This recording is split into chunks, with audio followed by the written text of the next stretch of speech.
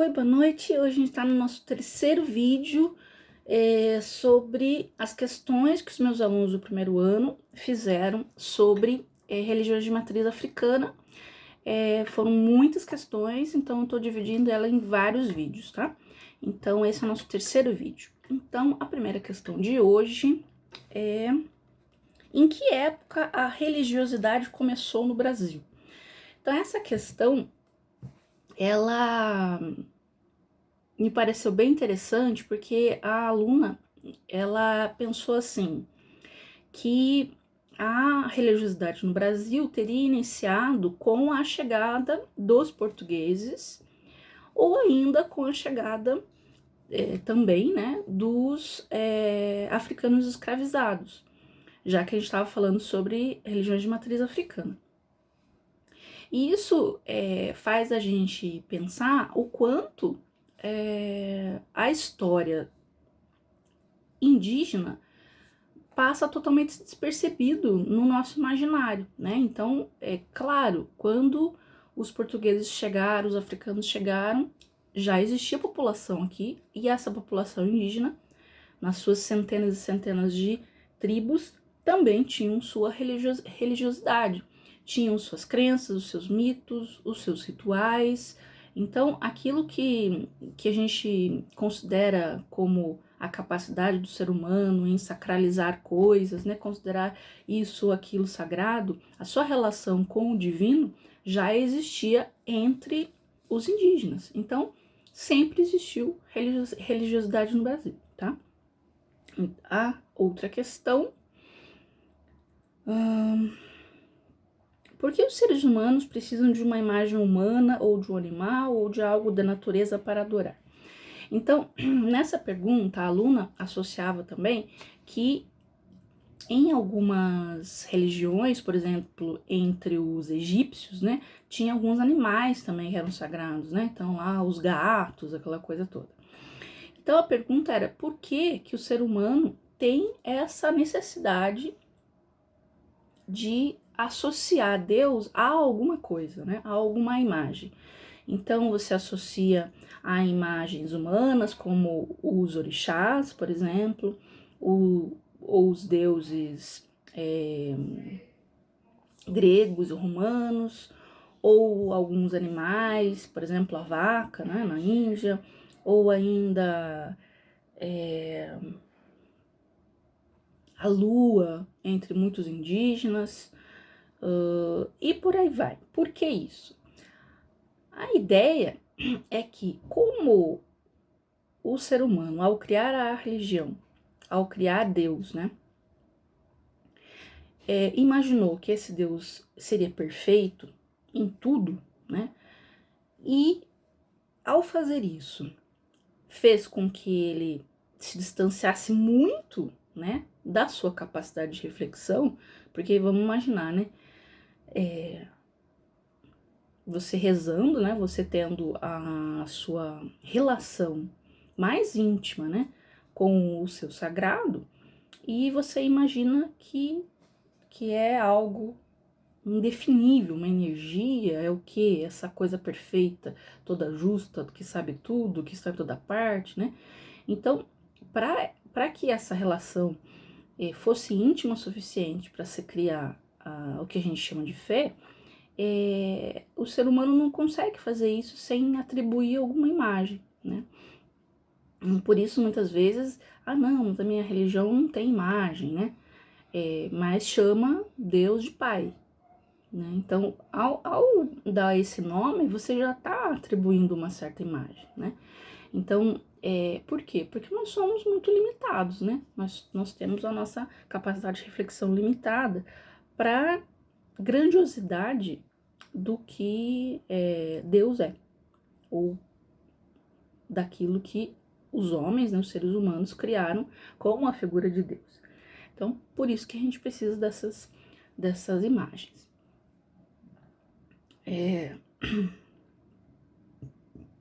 Por que os evangélicos e as religiões de origem africana são quem mais sofre preconceito no Brasil? Bem,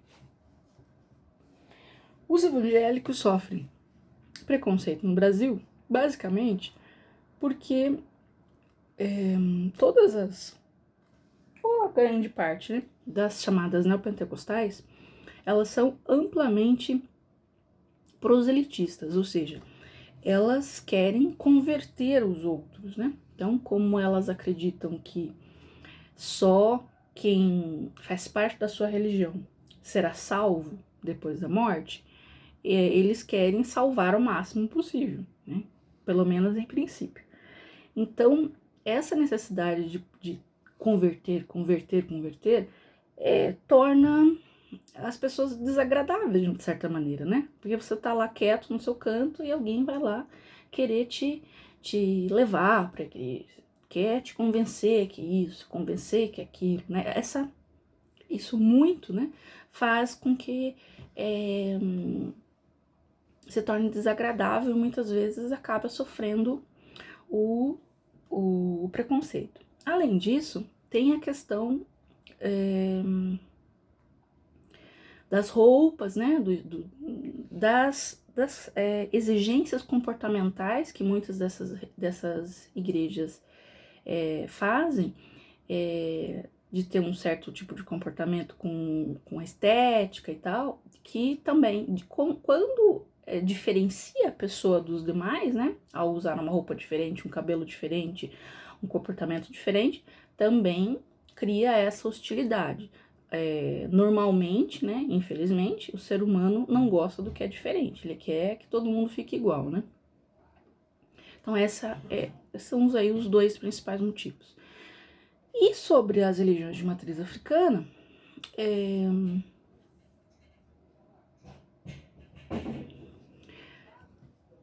o motivo mais básico é o racismo, né? Então, por que as pessoas, os adeptos das religiões de matriz africana, Umbanda, Candomblé, por exemplo, são alvo de preconceito? Porque acreditam que, por exemplo, que as religiões de matriz africana não são religião de verdade, né? São uma seita, uma crença, algo, né? Acredito que está associado ao demônio, por exemplo, né? Que a gente já veio falando em várias questões. Porque está associado ao negro, né? Então, e tudo que vem, toda cultura, tudo que vem do negro é pior, é inferior, é de pior qualidade, né? Então, é primitivo, né? Então, é exótico. Então, todas essas questões sempre estão associados à cultura negra. E por mais que as pessoas não façam isso de maneira consciente, né? Ah, não, eu não gosto desse negócio de umbanda aí, porque são tudo primitivo. Normalmente as pessoas não fazem esse tipo de reflexão. Ela só fica com um pé atrás, né? Não quer, na dúvida, né? Então, tem essas motivações. E isso é uma construção histórica, né? Isso vem de muitos séculos. Séculos e séculos, as pessoas martelando na cabeça das gerações mais novas, vindo, de que as religiões de matriz africana são inferiores, são do diabo e assim por diante. Então isso está no imaginário nacional, né? E por isso que esse preconceito existe e existe muito fortemente.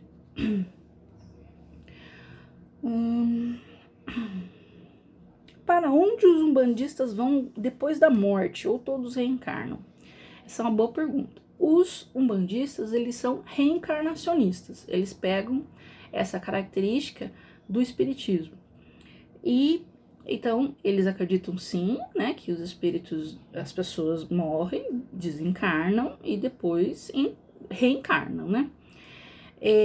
Mas em algum momento entre a encarnação e outra encarnação, há lugares onde esses espíritos ficam, que são chamadas de colônias, né? Então são lugares onde esses espíritos ficam enquanto aguardam a próxima encarnação. Algo muito semelhante ao que os espíritas também acreditam.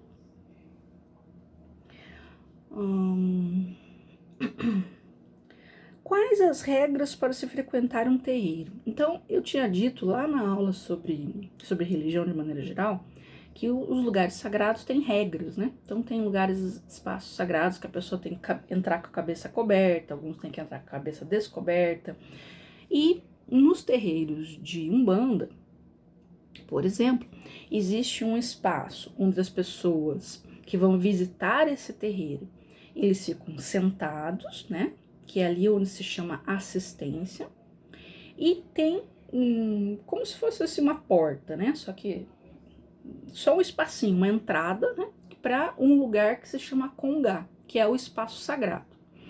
Então, ali nesse congá, quando as pessoas que estão visitando vão entrar para tomar um passe, uma energização, um axé, essas pessoas têm que entrar descalços nesse espaço sagrado.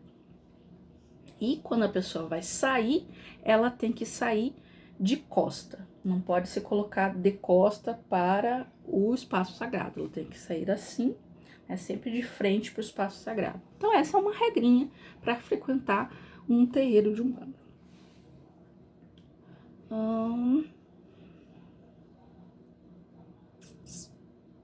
Cadê?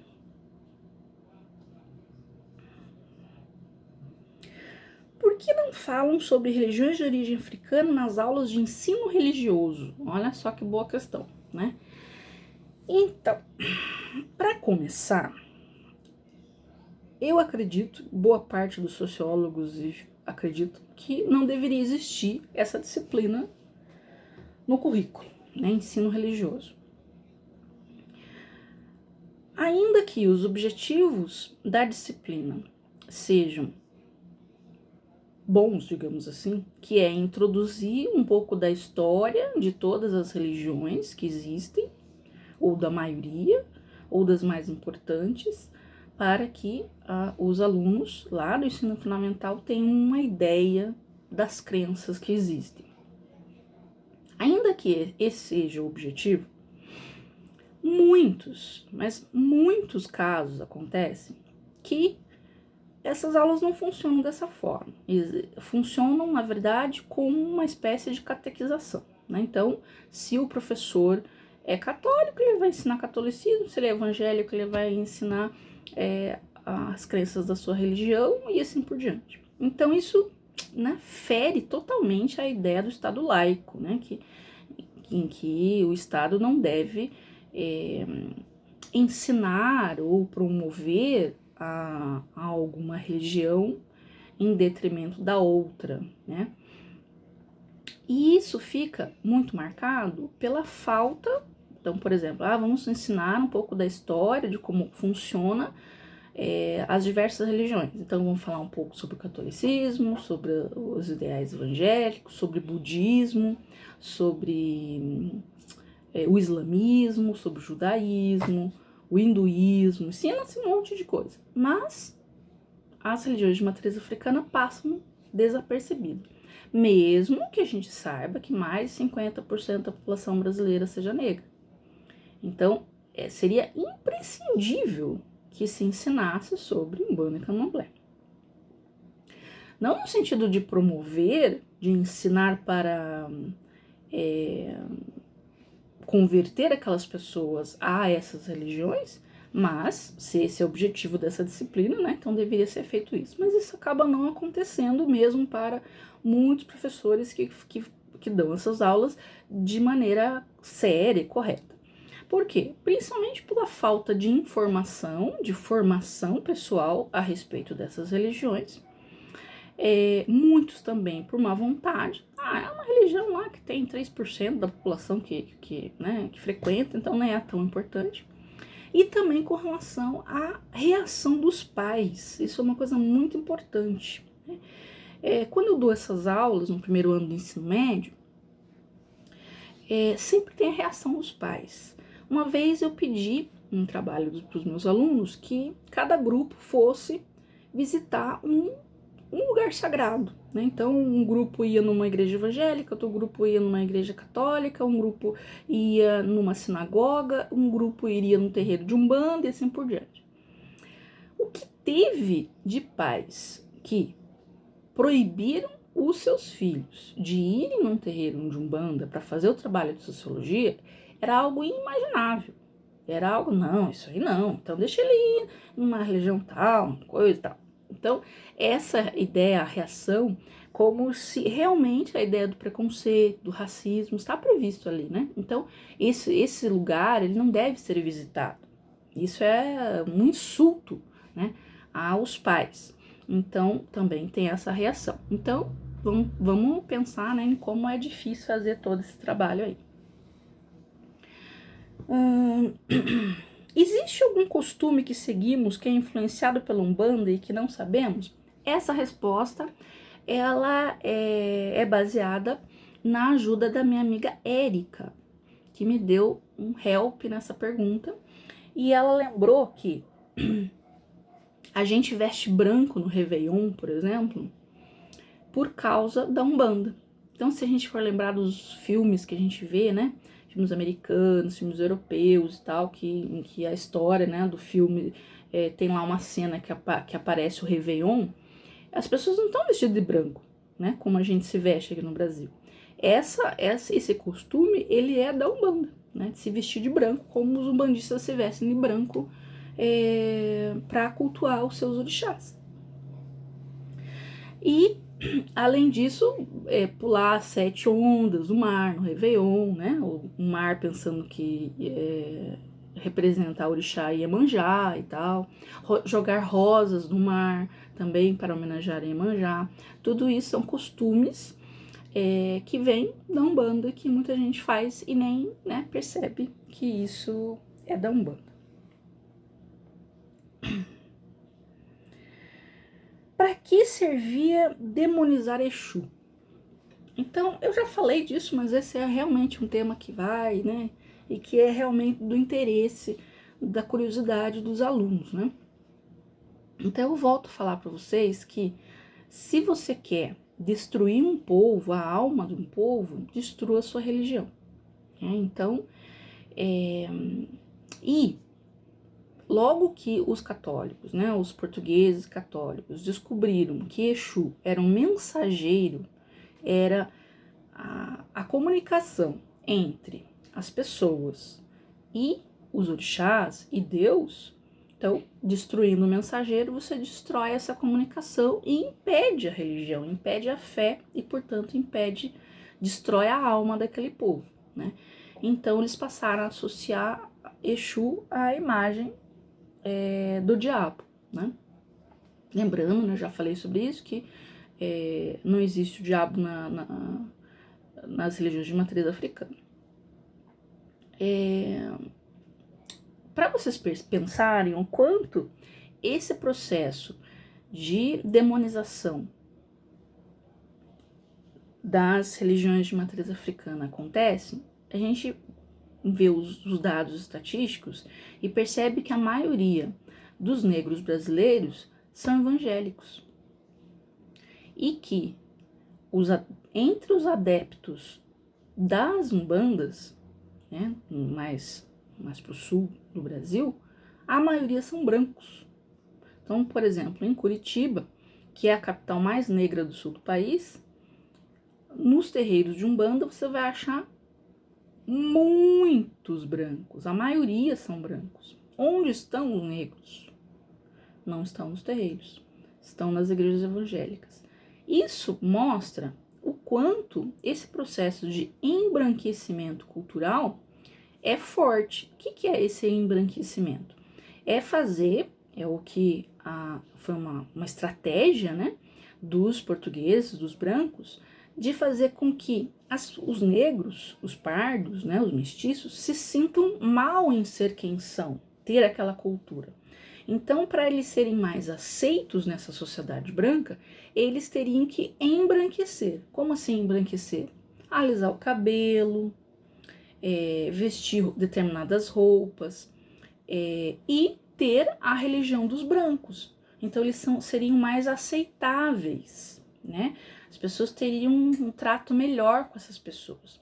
Então, quando a gente pensa de um branco que é umbandista, ele sofre preconceito? Sofre preconceito. Mas ainda um branco que é umbandista é uma pessoa que é um sujeito legal, descolado e tal. Enquanto que um negro umbandista, não, esse é do mal. Né? Então o racismo, ele vem mais fortemente. certo? Então, por isso, a ideia de demonizar Exu para destruir aí com a alma dos negros e mestiços do Brasil. Por que a expressão magia negra, fazer magia? Bem, de fato, a Umbanda faz magia. Mas o que é magia, então? Vamos ver.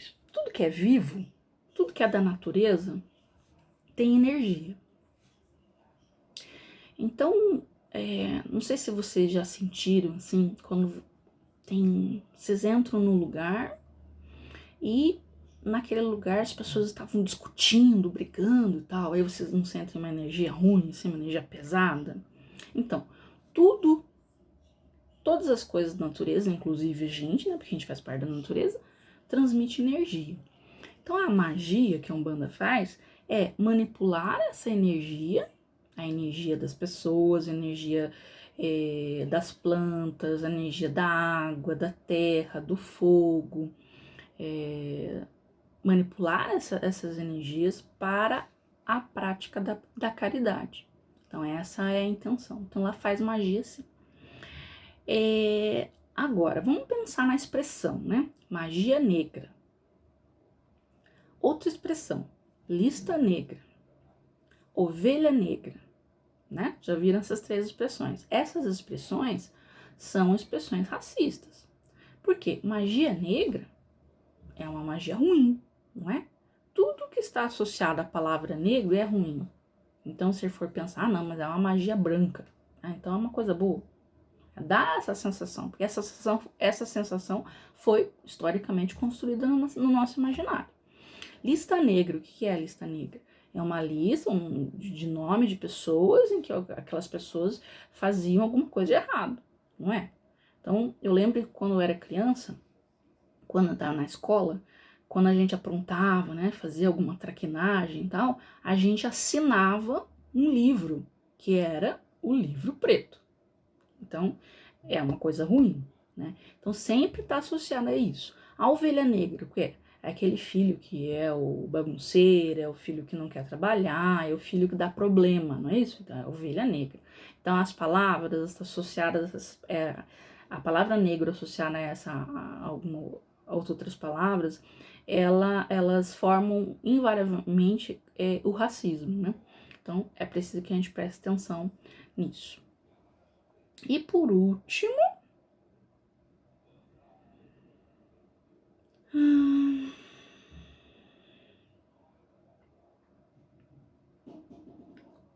como funciona a incorporação? Então, na Umbanda existe a incorporação. Os médiuns que estão dentro do Congá, que é aquele espaço sagrado, eles incorporam espíritos de preto velho, de caboclo, de criança e assim por diante. Então, essas incorporações, elas acontecem de que forma? Bem, para os umbandistas, para os espiritualistas de maneira geral, o ser humano, né, ou o médium, para pensar só no médium, né, o médium, mas é um ser humano de maneira geral. Então, é formado, né, pelo corpo, né, o corpo físico, o espírito, e entre um e outro, que é a ligação entre uma coisa e outra, tem o perispírito, que é essa ligação. E a incorporação acontece quando um espírito que já morreu, portanto não tem corpo, né?